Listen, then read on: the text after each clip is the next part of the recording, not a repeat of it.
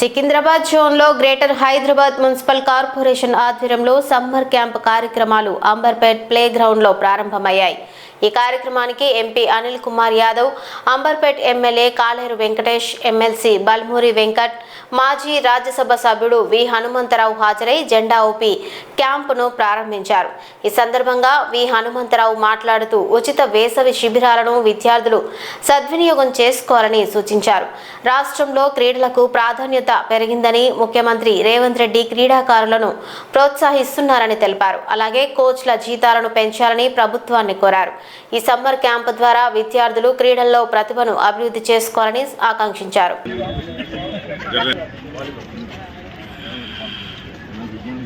సుమారు 40 రోజుల పాటు జరిగే వేసవి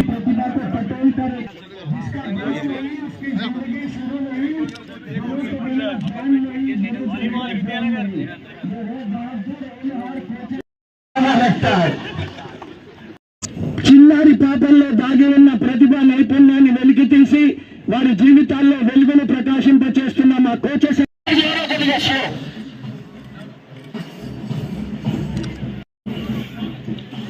अरविंद स्टार्ट करो।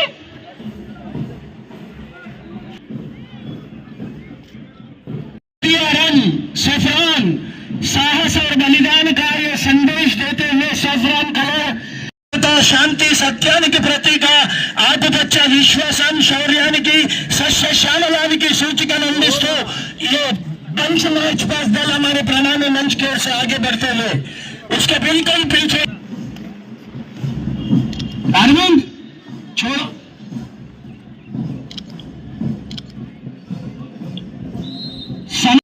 और युवा नेता मंगड़ी अनिल कुमार यादव जी, राज्यसभा मेंबर और इस क्षेत्र के एमएलए भाई कालेरू वेंकटेश जी और सभी गणमान्य अतिथि स्वीकार करते हुए प्रणल।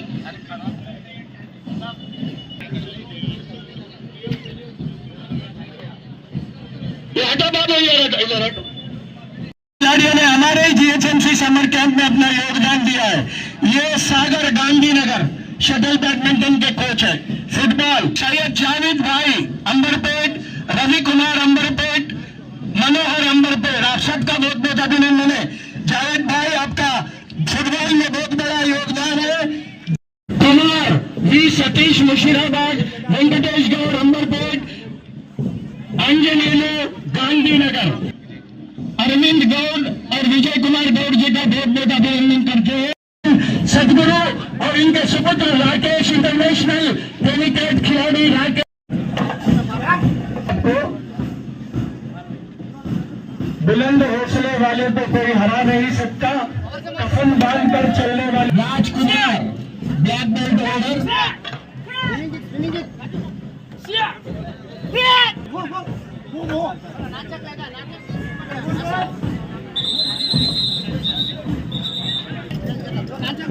हलो हलो जा बोलो। अभिनंदन करता हूँ बसवराज नरसिंह, केवाटी के कोच के नारायण RSD। मैं हमारे मंच पर विराजमान गणमान्य अतिथियों को माल्यार्पण करने के लिए बुके प्रेजेंट के लिए आमंत्रित।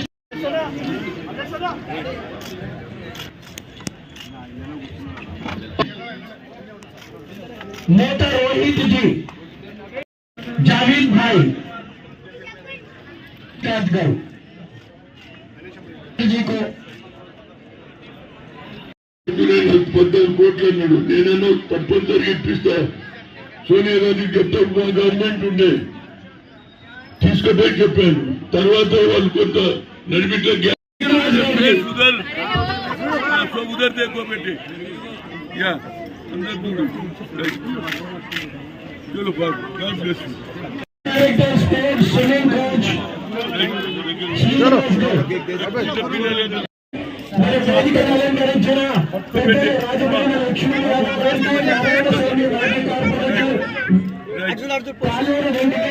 శాసన సభ్యులు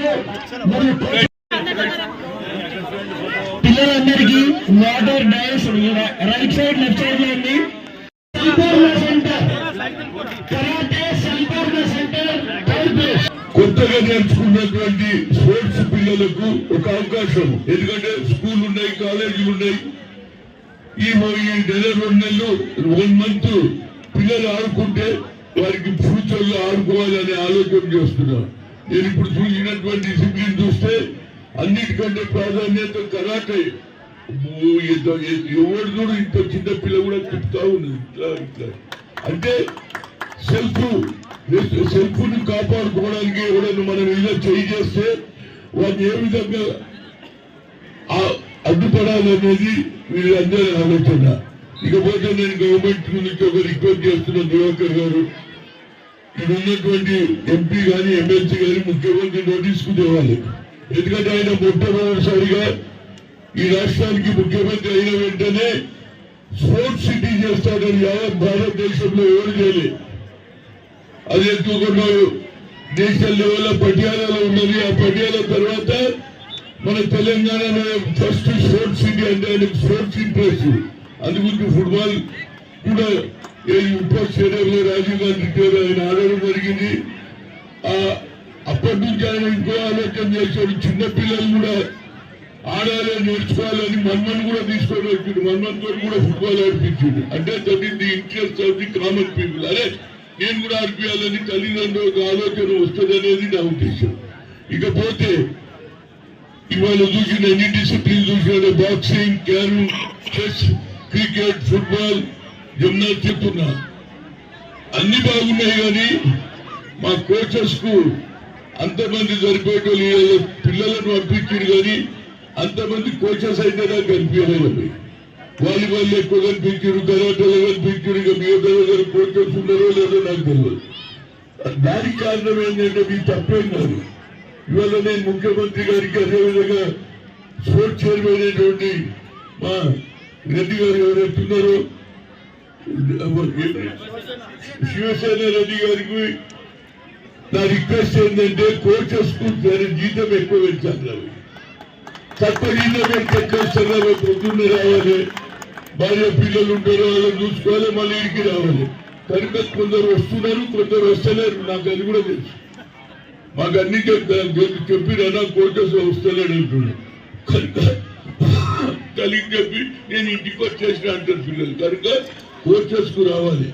నాకు స్పోర్ట్స్ అంటే నాకు కూడా మొదటి నుంచి ఇంట్రెస్ట్.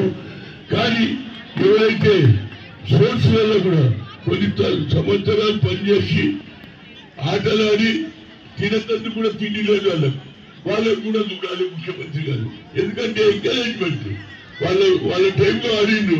ఇవాళ వాళ్ళ పరిస్థితి బాగలేదు. దీనికి కారణం ఏంటంటే రాష్ట్ర ప్రభుత్వం కోచెస్ పెంచాలి. ఇండోర్ స్టేడియం ఎప్పటి నుంచి పని అవుతుంది, ఇప్పటిదాకా పని పూర్తి అవుతలేదు. ఆటలు ఎట్లా ఆడతారు వైపు ఏమైంది దివాకర్ గారు? మరి ఇమీడియట్ గా ఆ గ్రౌండ్ బాగా చేయాలి.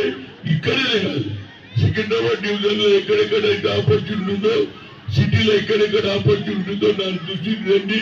నేను ముఖ్యమంత్రి గారికి చెప్తాను, సార్ రియల్ గా నీ ఇంట్రెస్ట్ కాపాడాలంటే మొదలు హైదరాబాద్ లో ఉన్నటువంటి స్పోర్ట్స్ మెన్ మీరు టాలెంట్ ఉన్న వాళ్ళకి మీరు ఎంకరేజ్ చేసి గ్రౌండ్ ఫెసిలిటీస్ ఇచ్చి మంచి కోచెస్ పెడితే పిల్లలు తయారవుతారు. కనుక దాని గురించి ఏదైనా సమ్మర్ క్యాంపులో అన్నిటికంటే నా ముఖ్యంగా మా మీడియా మిత్రులకు పొలిటికల్ గా రంగానే మొదలు వచ్చేస్తాడు. హనుమంతన నీకు